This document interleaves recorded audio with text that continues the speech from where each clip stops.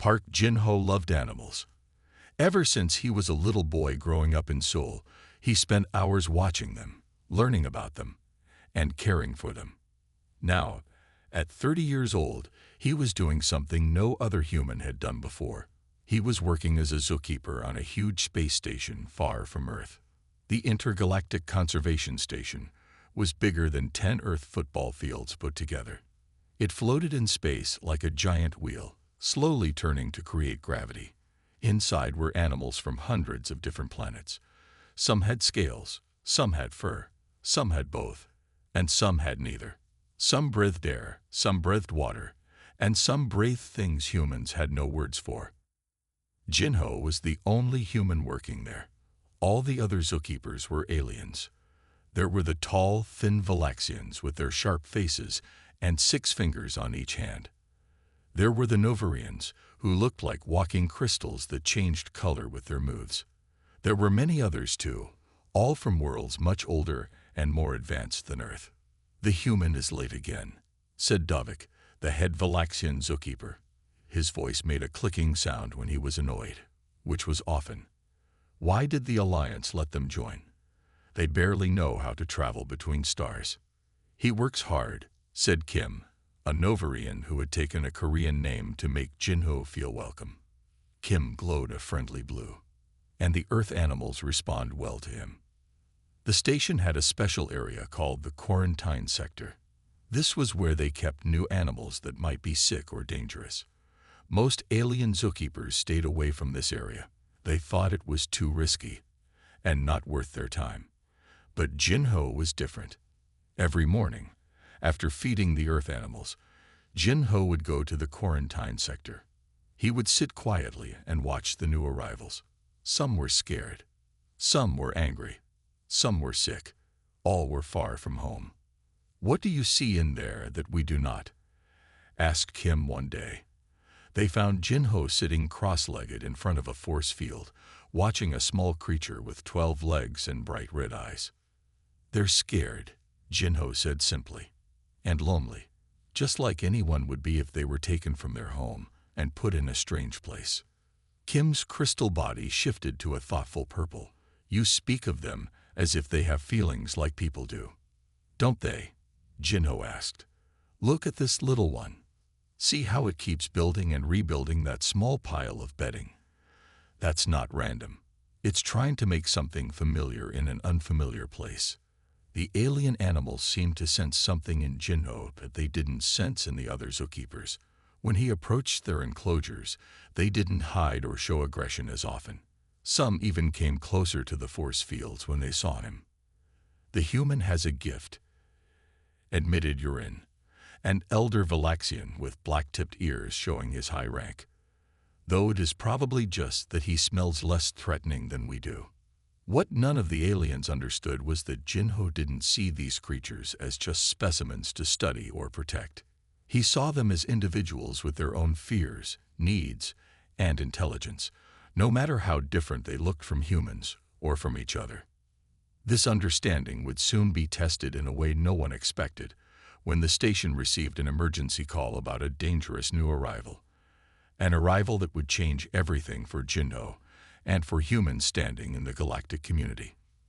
But for now, Jin-ho simply continued his morning routine, moving from enclosure to enclosure, greeting each strange and wonderful creature with the same gentle respect. To him, they weren't aliens. They were just animals far from home. And that was something he understood very well. The normal quiet of the morning was broken by a loud alarm. Red lights flashed along the corridors of the space station. Jin-ho was feeding the Earth otters when he heard the announcement. "Emergency arrival in Dock 12. All senior staff report immediately." This is not a drill. Jin-ho wasn't senior staff, but his curiosity got the better of him. He quickly finished feeding the otters and made his way to Dock 12. By the time he arrived, a crowd had already gathered. He could see Dovik and other high-ranking aliens standing in a tight circle, their voices low and serious. "What's happening?" Jin-ho asked Kim, who was glowing an anxious yellow.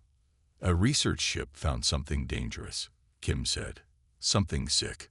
Through gaps in the crowd, Jinho could see a large metal container being moved by robotic arms. The container had warning symbols all over it and a small window on one side. As it passed by, Jinho caught a glimpse of what was inside. It looked like a wolf, but not quite. It was larger than any Earth wolf, with shoulders that would reach Jinho's chest if it stood up.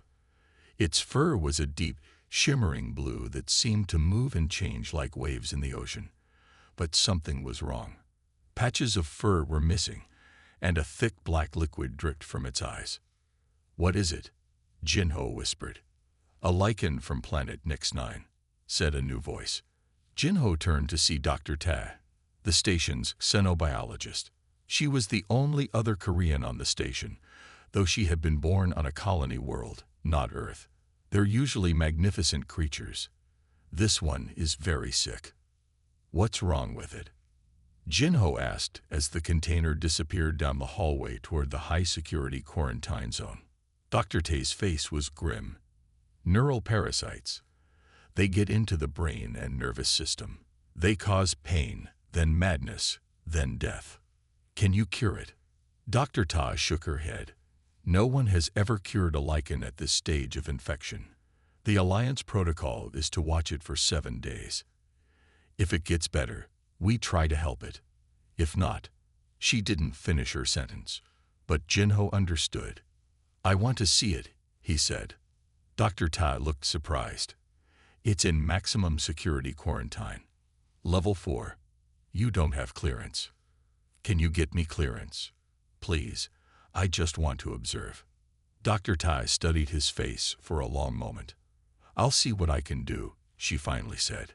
3 hours later, Jinho stood in the observation room, looking through a thick glass window at the lichen. It had been moved to a special enclosure with force fields on all sides. The blue wolf-like creature was curled in a corner, shivering. The black liquid from its eyes had formed a small puddle on the floor. "Stay back from the glass," warned the guard, a tall Valaxian with a neural disruptor at his hip. "Those force fields are the strongest on the station, but we take no chances with Class A neural parasites." "Has it eaten anything?" Jinho asked, not taking his eyes off the creature. "It refuses food," said Dr. Tae, entering the room with a data pad in her hand. "Its vital signs are dropping. I don't think it will last 7 days." Jinho watched as the lichen let out a soft whimper. Despite its alien appearance, the sound was heartbreakingly familiar, the cry of a creature in pain. "It's suffering," Jinho said quietly. "Yes," Dr. Ta agreed. "That's what the parasites do. They cause suffering." Jinho pressed his hand against the glass. The lichen's ears twitched, and for a brief moment, it raised its head. 6 golden eyes blinked at him through the black ooze. "It's aware," Jinho whispered. "It knows we're here." "Impossible," said the guard. "At this stage, it should only feel pain and rage." But Jinho saw something else in those golden eyes.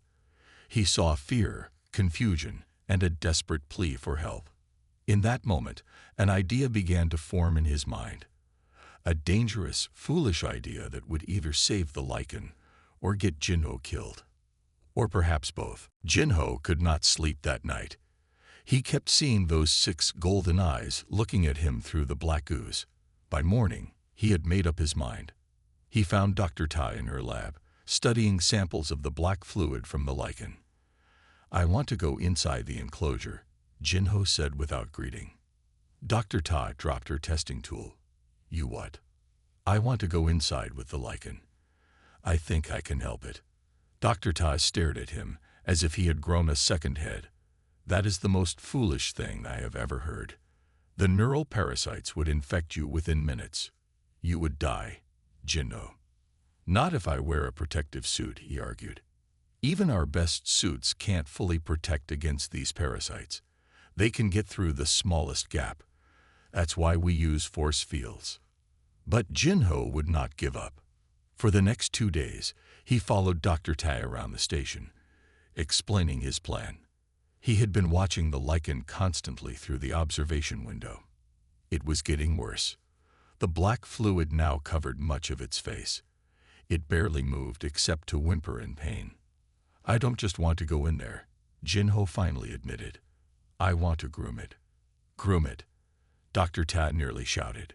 You want to touch the most dangerous infected creature on this station. Word of Jinho's plan spread quickly. Soon, all the alien staff were talking about the foolish human who wanted to pet the dying lichen. Dovik called an emergency meeting. All the senior staff gathered in the main conference room. Jinho stood in the center as they questioned him. Explain your reasoning, demanded Urin, the elder Valaxian. On Earth, wolves are social animals, Jinho said. They groom each other to show care and to build trust. I believe lichens may be similar. It's suffering alone. Maybe touch and care could help it fight the infection. This is why humans are still considered primitive, said Dovik with a dismissive click. You apply Earth logic to non-Earth creatures. The lichen is not a wolf. It is from a planet thousands of light years from your world. But I've been watching it, Jinho insisted. It responds to voices. It seeks comfort in soft bedding. These are behaviors I understand. Ionu, a senior Novarian keeper, glowed an angry red. Approaching that creature would be suicide. Its saliva alone could infect you. Your weak human immune system would fail within hours. The aliens argued back and forth. Some thought Jinho should be sent back to Earth. Others were curious to see what would happen, in a cold, scientific way. Dr. Ta had been quiet during the meeting. Now she spoke. The lichen will die without help. Our normal treatments have failed. Perhaps, she hesitated. Perhaps a new approach is worth trying. The room fell silent. Dr. Ta was respected for her knowledge. If she thought there was even a small chance. I will help you prepare, she said to Jinho. But I cannot guarantee your safety. The risk is very high. I understand, Jinho said. He felt afraid but also sure he was doing the right thing. Dr. Todd worked through the night to modify a protective suit. It was made from the thinnest, strongest material available, allowing Jinho to feel through it while still providing some protection. This is the best I can do, she said, handing him the suit. But Jinho, if you feel anything strange, any headache, dizziness, or unusual thoughts, you must leave immediately. Promise me. I promise, he said, taking the suit. As news spread through the station, aliens from all departments came to watch. They gathered outside the observation room, whispering among themselves. The human will die, said some. He is either very brave or very stupid, said others. Jinho heard them but didn't care. Tomorrow morning, he would enter the lichen's enclosure. He was terrified but determined. Something told him this was the right thing to do, even if everyone else thought he was a fool. Morning came quickly. Jinho had barely slept. His heart beat fast as Dr. Tai helped him put on the protective suit. It was thin and felt like a second skin, but she assured him it was strong. Remember, do not make sudden moves, she said as she checked the suit for holes. Do not look directly into its eyes at first. That might seem threatening. Jinho nodded. His mouth felt dry. He carried a small bag with special tools for grooming the lichen. The observation room was packed with aliens. Some had even come from other parts of the station just to watch. They whispered as Jinho entered. He could hear the clicking sounds the Valaxians made when they were excited or nervous. Dr. Taz stood by the control panel for the force field. Are you sure about this? She asked one last time. Yes, said Jinho, though his voice shook a little. She pressed some buttons. A small opening appeared in the force field. Jinho took a deep breath and stepped through. The air inside the enclosure smelled strange, like metal, and something sweet but rotten. The lichen was in the far corner. It lifted its head when Jinho entered. The 6 golden eyes blinked slowly. Black fluid dripped onto the floor. Jinho heard the force field close behind him. There was no going back now. Keeping his movements slow and gentle, Jinho sat down cross-legged on the floor. He stayed far from the lichen, giving it space. The creature watched him. Its fur shifted from blue to a deep red color. It made a low growling sound. Jinho did not move closer. Instead, he did something that surprised everyone watching. He began to sing. It was a simple Korean lullaby his grandmother had taught him when he was small. "What is the human doing?" asked Dovik from the observation room. "Singing," said Dr. Ta. "It is a human comfort behavior." The lichen stopped growling. Its head tilted to one side, then the other. Its fur began to shift back from red toward blue, though now with purple mixed in. For over an hour, Jinho simply sat and sang softly. The lichen watched him the whole time. Slowly, very slowly, its body seemed to relax a little. When Jinho finally moved, he did so with great care. He reached into his bag and took out a soft brush.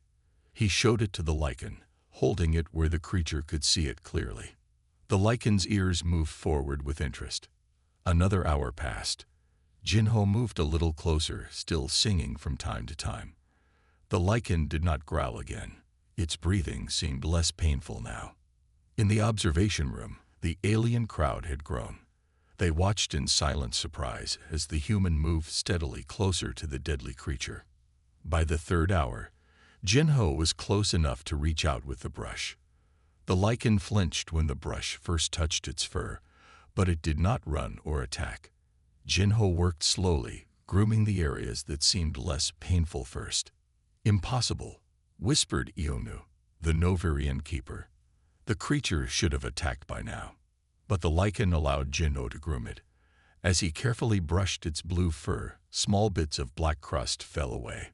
The fur underneath seemed healthier. "Look at the monitoring screens," said Dr. Tai suddenly. "The parasite readings are changing."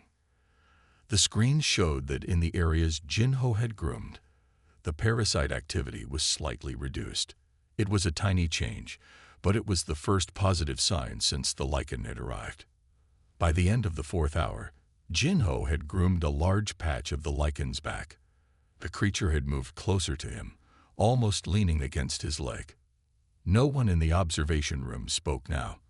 They all watched in amazement as the human and the infected alien wolf formed what seemed impossible, a connection. For the next 7 days, Jinho went into the lichen's enclosure for several hours each day. He always followed the same pattern. Sitting quietly, singing softly, then grooming the creature with great care. Each day, the lichen seemed a little better than the day before. On the third day, Jinho decided to give the lichen a name. "I will call you Haru," he said as he groomed the creature's neck. "It means day in Korean. Because each day with you, I see a little more light in your eyes." Haru seemed to like the name. When Jinho said it, the lichen's ears would perk up, and its tail would move slightly. The black fluid coming from Haru's eyes was less each day. The patches of missing fur were starting to grow back. Most importantly, Haru was eating again. Dr. Ta had prepared special food that might help fight the parasites, and Haru now ate it from Jinho's hand. In the observation room, the screens that monitored Haru's condition showed something amazing. "The parasites are dying in some areas," Dr. Ta told the group of scientists who now came every day to watch, especially in the areas Jinho grooms most often. "How is this possible?" asked Dovik. He no longer sounded dismissive. Now he was truly curious. "We have tried every known medicine on infected lichens before. Nothing worked." "I have a theory," said Dr. Ta.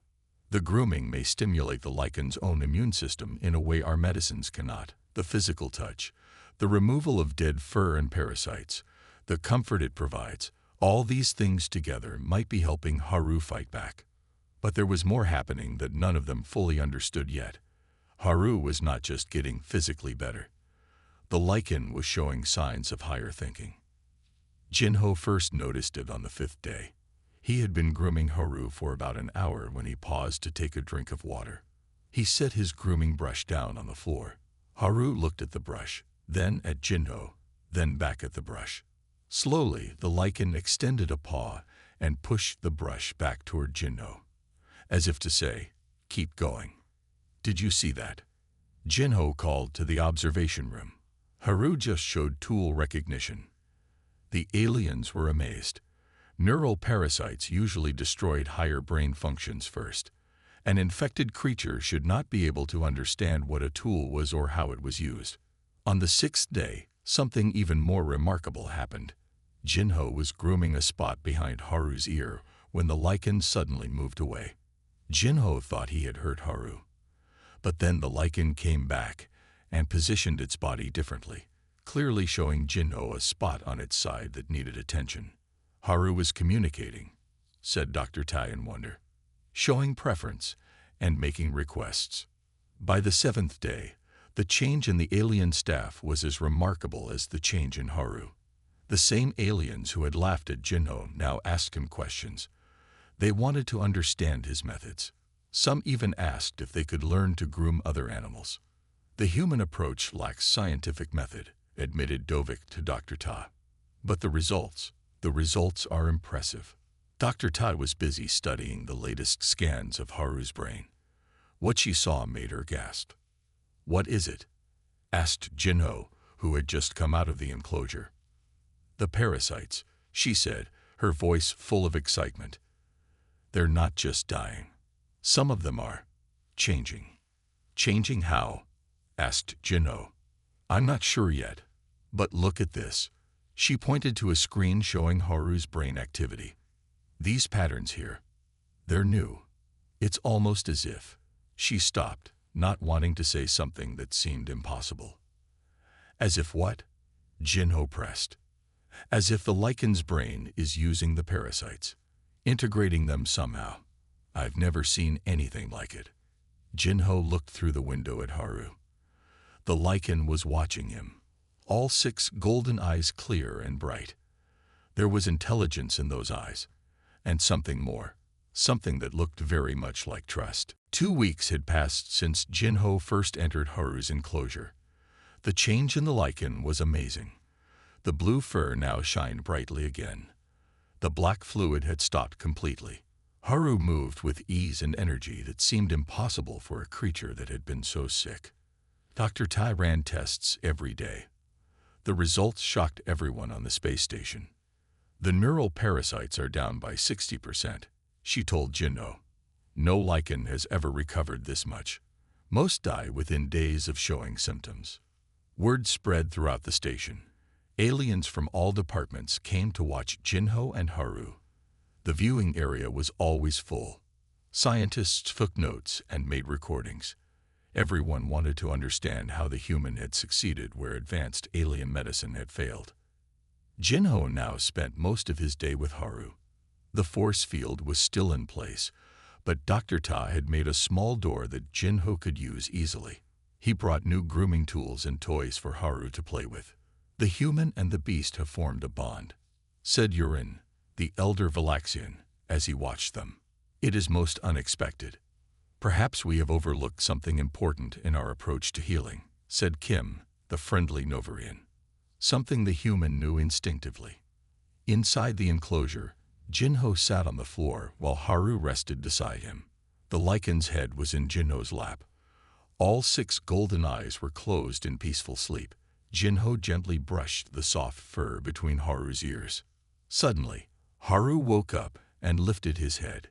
Jinho had dropped the brush by accident. Before he could pick it up, Haru reached out with one paw, grabbed the brush, and handed it back to Jinho. The observation room went completely silent. "Did you see that?" Dr. Ta whispered.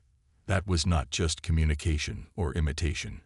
That was helper behavior, problem solving." Jinho took the brush from Haru with a smile. "Thank you, friend," he said softly.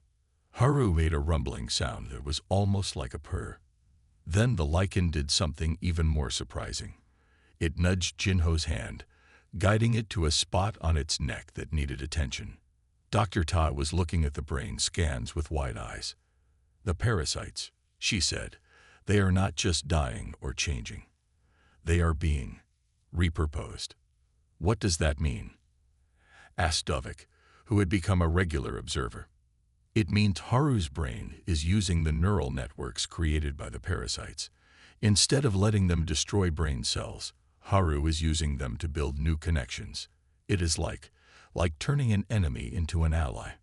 Over the next few days, Haru showed more and more signs of increased intelligence.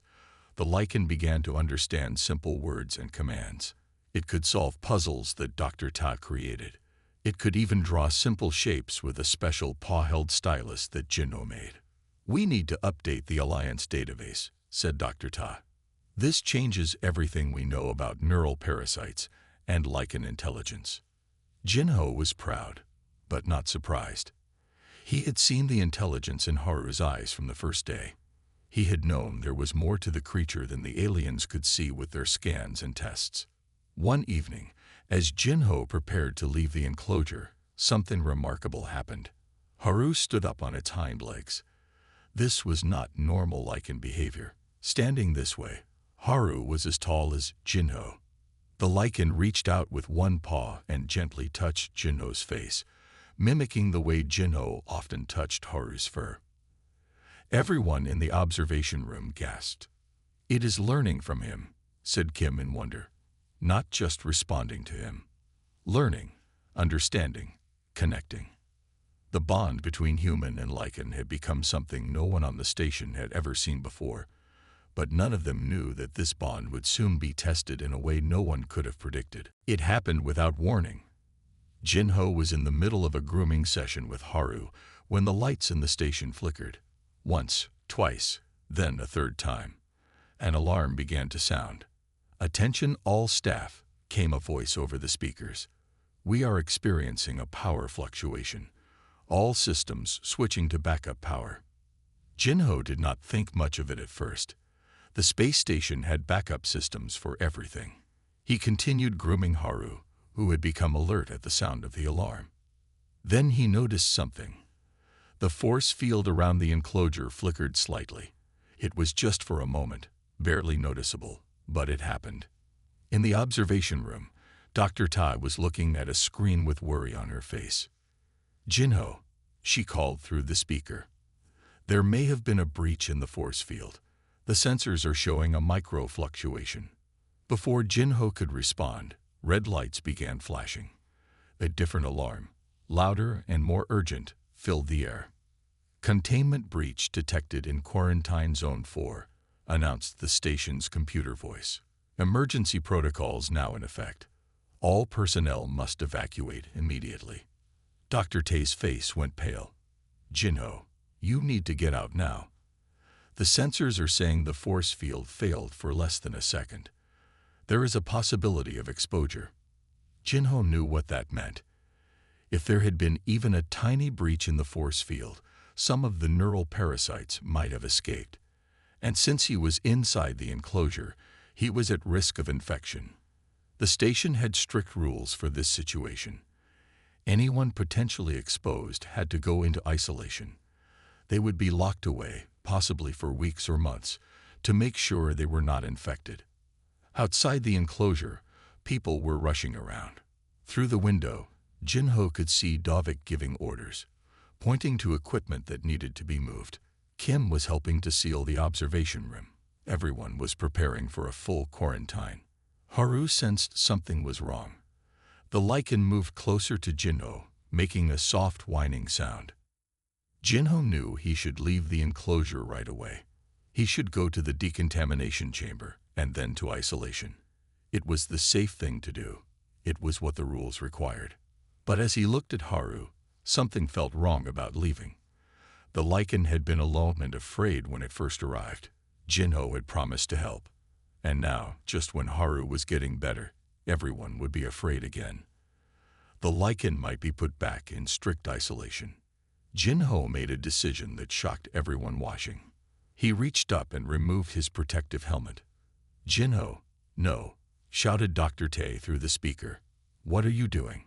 If I am already exposed, a helmet will not help," said Jinho calmly, though his heart was racing. "And I have a theory." The observation room fell silent.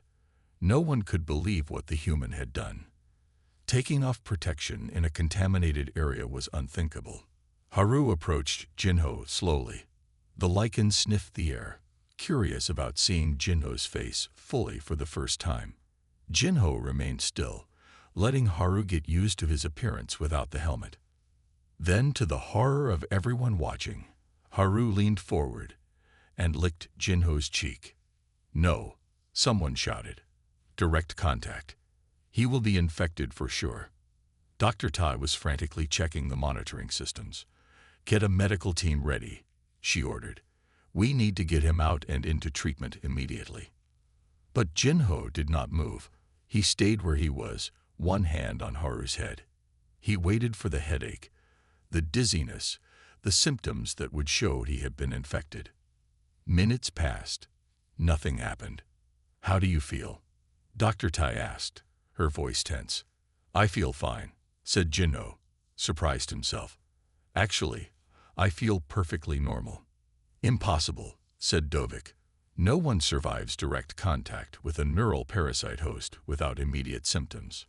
But Jinho did. For the next hour, he showed no signs of infection. No black fluid, no pain, nothing. It made no sense to the aliens. It went against everything they knew about neural parasites. What no one realized yet was that something had happened during that brief contact. Something that would change their understanding of humans, lichens, and neural parasites forever. For 3 days, Jinho stayed in a special medical room. Dr. Tai and her team ran every test they could think of. They took blood samples, brain scans, and checked his body for any signs of the neural parasites. Everyone expected the symptoms to appear at any moment. But they never did. On the morning of the 4th day, Dr. Ta called a meeting with the station's top scientists. Jinho sat in a chair in the center of the room. He felt fine, though tired of all the tests. "We have made an extraordinary discovery," Dr. Ta announced. She put some images on the large screen. "These are scans of the neural parasites from Haru. And these," she pointed to another set of images, "are samples from Jinho's blood." The images showed something strange. The parasites in the human's blood looked damaged, as if they were breaking apart. "Jinho's body is not just fighting off the infection," Dr. Ta explained. "His human biochemistry is actually poisonous to the parasites." A murmur of surprise went through the room. Humans, which we have always considered one of the less advanced species in the Alliance, have a natural defense against one of the most dangerous infections in the galaxy, Dr. Ta continued. But that is not all. She showed new brain scans of both Jinho and Haru. When Haru licked Jinho, something else happened.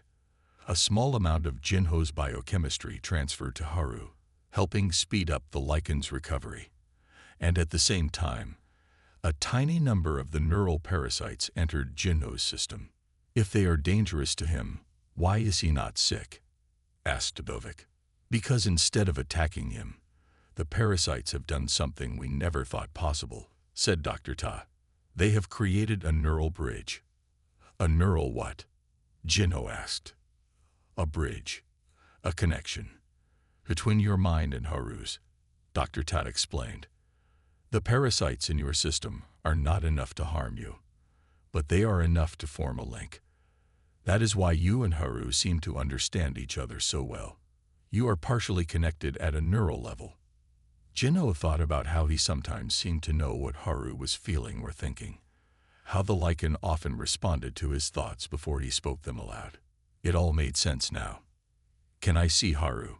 he asked. Dr. Ta nodded. "We think it is safe now, but we will continue to monitor both of you." When Jinho entered Haru's enclosure, the lichen bounded over to him like an excited dog. They had been separated for 3 days, and Haru had been worried. Jinho could feel it. As Jinho stroked Haru's fur, he felt something new. A sense of the lichen's thoughts and feelings flowing into his mind. Not in words, but in images and emotions. And he could sense that Haru was receiving some of his thoughts too. "The neural bridge appears to be strengthening," Dr. Ta said, watching the screens. "This is completely new territory. Nothing like this has ever been documented in Alliance records." In the days that followed, news of the discovery spread throughout the station and beyond. The Alliance's top scientists began arriving to study what was happening. Humans, which many advanced species had viewed as primitive newcomers to the galactic community, suddenly became much more interesting. If human biochemistry could fight the neural parasites, what other secrets might the species hold? And the bond between Jinho and Haru raised even more questions. If a neural bridge could form between a human and a lichen, what might be possible with other species? Could this lead to new forms of communication and understanding? For Jinho, these big questions were less important than the simple joy of his connection with Haru. Together, they had done something everyone thought was impossible. They had turned a deadly infection into something new and wonderful. But their story was not over yet. The greatest test of their bond was still to come. 6 months had passed since the day Jinho first entered Haru's enclosure. The intergalactic conservation station had changed in ways no one could have imagined. An entire new section of the station was now devoted to what everyone called the human method. Here, infected creatures from across the galaxy were being treated using the techniques Jinho had pioneered with Haru. The most amazing part was that Jinho was no longer the only one doing this work. Other humans had been invited to join the station staff. They came from Earth and human colonies across space, eager to help. Jinho now had a new title, Director of Interspecies Healing. His office was next to Dr. Ta's laboratory, where she continued to study the neural bridges that formed between humans and other species. Your approach has saved over 50 critically infected animals so far, Dr. Ta told Jinho one morning. Species we thought could never recover. But the greatest success story was still Haru. The lichen had made a full recovery and now helped Jinho with his work. Haru had a special way with other sick creatures. They seemed to trust the lichen, as if Haru could tell them, I was sick too, but I got better. The neural bridge between Jinho and Haru had grown stronger over time. They could now share complex ideas and feelings without speaking. Sometimes Jinho would have a thought, and Haru would already be moving to help before Jinho said a word. It is remarkable, said Dovik, who had become one of Jinho's strongest supporters. We had all this advanced technology, yet we missed something so simple and powerful, the healing value of connection. The Valaxian no longer made clicking sounds when he spoke of humans. Now his voice held respect. The entire Alliance's view of humans had changed. What aliens had once seen as human weakness, their emotions, their empathy, their tendency to form bonds, was now recognized as a unique strength. One day, a group of Alliance leaders came to visit the station. They wanted to see the human method for themselves. Among them was the High Council leader, the most important person in the Alliance. Jinho and Haru gave them a tour of the new healing center. They showed how humans worked with infected creatures, forming bonds that helped activate the creature's own healing abilities. Sometimes neural bridges formed, sometimes they did not, but the approach was working better than any medicine had before. At the end of the tour, the High Council leader asked to speak with Jinho privately. Haru, of course, came too. The leader no longer found this strange. What you have discovered here goes beyond medicine, said the leader. It changes how we see connection itself. For too long, we thought advancement meant better technology, more logic, less emotion. We were wrong. The leader looked at Haru, who sat calmly beside Jinho. This creature was once dying, lost to madness. Now it helps others heal. And humans, who we thought were far behind us, have shown us something we had forgotten. The next day, the leader made a historic announcement. Humans would be given full membership in the Alliance, no longer just on trial. And a new council would be formed to study what the leader called the human gift, the unique human capacity for empathy and connection. For Jinho, these big changes were nice, but not the most important thing. What mattered most to him was sitting right beside him, a beautiful blue lichen who had once been called hopeless, and a bond that many had called foolish. Together, they had proven that sometimes what looks like foolishness to some is simply courage that others don't yet understand. And sometimes, Those we think need saving end up saving us in ways we never expected. As Jinho scratched behind Haru's ears, the lichen sent a feeling through their neural bridge. Pure contentment. Jinho smiled. In that moment, nothing else in the entire galaxy mattered more than this simple connection between a human and his friend. ***. The end ***.